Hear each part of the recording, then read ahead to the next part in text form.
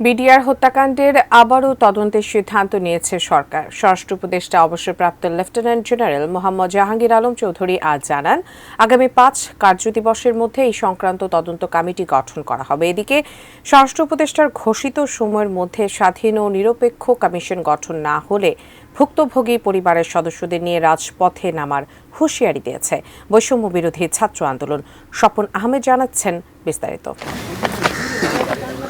BDR হত্যাকাণ্ডের বিচার নিশ্চিত করতে কমিশন গঠনে গড়িমসি করার অভিযোগ তুলে মঙ্গলবার আইন উপদেষ্টার কার্যালয় ঘেরাওয়ের কর্মসূচি ছিল বৈষম্য বিরোধী ছাত্র আন্দোলনের।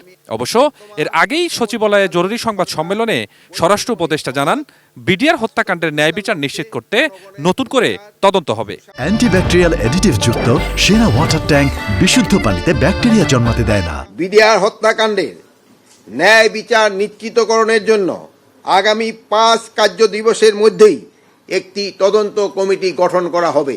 এই কমিটিতে থাকবেন অবসরপ্রাপ্ত বিচারক, সিভিল সার্ভিস, সশস্ত্র বাহিনী ও পুলিশের অবসরপ্রাপ্তদের নিয়ে গঠিত করা হইবে। এদিকে পূর্ব নির্ধারিত কর্মসূচি অনুযায়ী কেন্দ্রীয় শহীদ মিনার প্রাঙ্গণে জড়ো হন বৈষম্য বিরোধী ছাত্র আন্দোলনের নেতাকর্মীরা। স্বরাষ্ট্র উপদেষ্টার সিদ্ধান্তকে সাধুবাদ জানান তারা।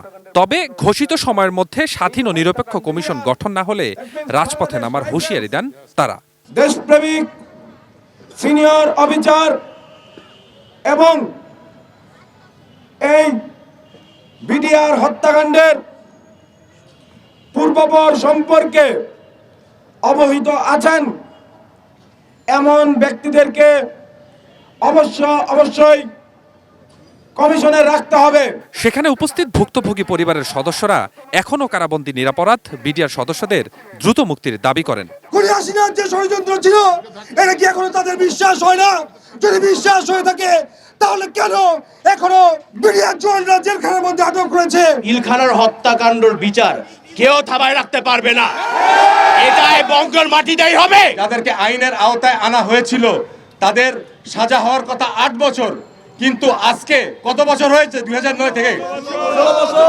বর্ডার গার্ড বাংলাদেশ বিজিবিকে তার আগের নামে বাংলাদেশ রাইফেলস বা বিডিআর এ ফিরিয়ে দেওয়ার দাবিও করেছেন বৈষম্য বিরোধী ছাত্র আন্দোলন। আমরা এটা শেষ না হওয়া পর্যন্ত আমরা ঘরে ফিরবো না। Swapan Ahmed, ATN news, Dhaka.